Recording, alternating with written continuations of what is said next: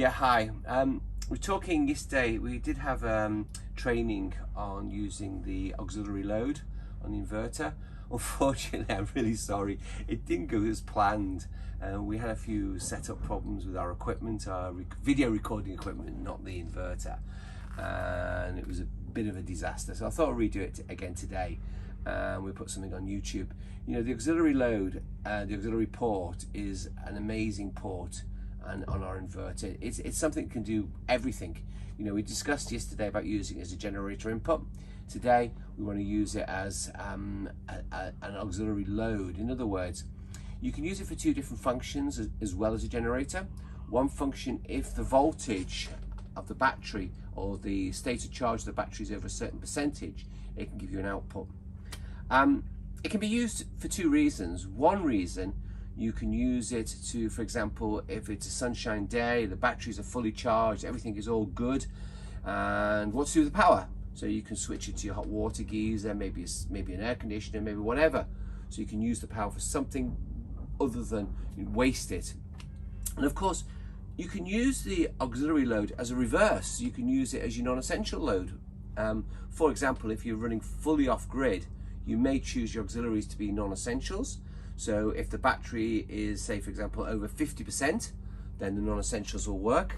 And if the battery drops below 50%, that's just an arbitrary figure, then the non-essentials switch off, but you still got your essentials. You've still got your lighting, your security systems, and whatever. So you can separate it, and that's a really, really nice feature of it, especially off-grid solution. On-grid solution, then obviously you're going to use it for your hot water and stuff like that. So there's two different things. I want to show you also, we're discussing using microinverter with the auxiliary load, because that's always causes a little bit of confusion. So we set something up in the other room. So just let's go through and we can have a look. Inverter. We've got a load this load is actually connected. This is to the UPS, which is the load terminal. We've got a small on-grid inverter. So we've got three parts, and of course we've got a battery. So load is running. So let's have a look at what's going on here on the screen. Okay, so we look on the screen. Let's go on to the setup. We'll go on to auxiliary setup. So I can use auxiliary as for microinverter. So I'm going to click it for microinverter. Okay, so it's microinverter. Here you've got several things going on. You've got the point at which the microinverter will switch on. So we'll put it on here, and we might choose the microinverter to come on at, say, quite low, say 80%. So when the battery drops to 80%, the microinverter will come on, and let's go back on. And then if it goes to 100%, it will drop out. We've also got here this frequency. There is, everybody asks me about frequency shift. Okay, if the inverter is on grid, working on grid, of course we can't do frequency shift because it ties with the grid, it can't separate. However, we've got a nice little feature which I keep avoiding, but it will work. If we are using the system off grid, and only when it's off grid, then the inverter can frequency shift to tail off a microinverter or a slave inverter.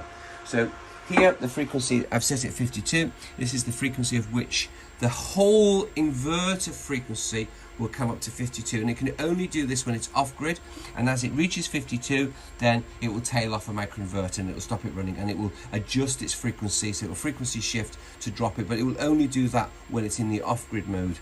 If it is on grid, so you've got 0 export, if it is an on grid coupled, so if you're coupling it on grid, then that function will not work, because as I tried to explain before, the grid connection, the auxiliary connection, and the load are essentially all on a common bus bar, which is controlled by relay. So they're all on a common bus bar. So in this particular function here, you see the microinverter, and what the microinverter will actually do, the microinverter will supply the load. The inverter can only do one or two things. It can either charge a battery or discharge your battery. It can't do both. So you can't have the microinverter, some of the power of the microinverter charging the battery, some of it's supplying the load, and the inverter supplying the load, because the inverter has to reverse. So that's very, very important to remember that. but it's a nice feature. You've got a microinverter, sun is shining, it can give you more power to your load or whatever. It reduces the use of the battery, and your solar panels maybe just charging your battery. So you've got two different things going on. And in fact, what you can actually see here now, this is connected, and you'll see this microinverter here is actually operating, and it's functioning here. The noise you hear in the background is actually our solar emulator. So we've got a solar emulator which is operating here. So this, you see how it operates. It's very, very nice. Now, if we go onto auxiliary, now I've obviously connected this to a microinverter, and I'll click onto here, and the microinverter will actually shut off. And I go onto auxiliary load, click OK. You hear the click, it drops out. That's because it's going to function as a different function now. So I've taken it off as a microinverter. Let's go back on here, auxiliary load. There are several things going on here. This is the point at which the auxiliary will go off. This is when it will come on. So this is currently set as 100%. So the auxiliary load will come on at 100% and it will go off at 95%. These figures are totally changeable, and I can change these whatever I suit. So my off position, maybe bring it much lower. And what I was trying to explain before. So I might want my auxiliary to switch off, especially if I'm using it as so on here now I can use that as non-essential loads. So at 50% non-essential loads will switch off. This figure here is the amount of power available on that port. It also limits the power. The power comes from the battery, not the solar panel. So the battery is in the middle, so it will supply it. So if you get a shadow coming across, it will shadow. Another nice little feature here, if I click here, if I've got grid presence, then it will always operate.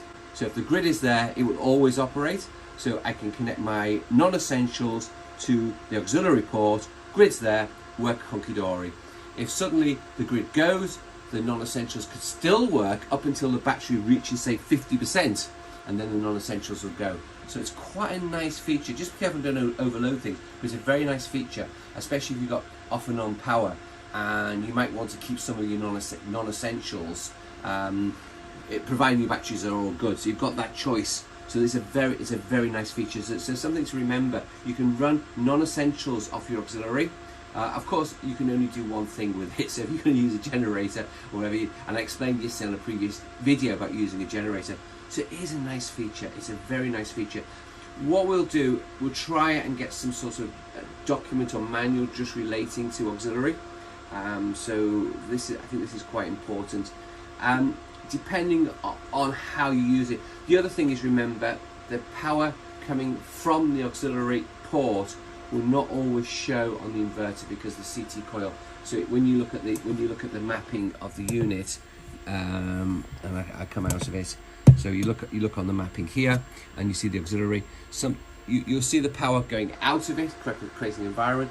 But sometimes when you're running for a generator, especially on a generator port, you can't measure the power of the generator because it's going straight to the common bus bar and back out again. So what we do on our system is measure the time it's running, especially on a generator, and that shows on the bar chart as well. I hope this is useful. We will put more questions and answers. If you've got any questions, just text on the group or whatever, we'll try and answer it. But I apologise for yesterday, the training video didn't go down very well, so should be better, but it's a great feature, especially off-grid. You know, and I always thought about this, you know, especially when we're using on very remote locations, because energy is important. You don't want to use all your energy up and suddenly be in the dark if you're running off-grid, and having this feature is very, very nice. All right, thanks for watching us, and keep in touch. Cheers.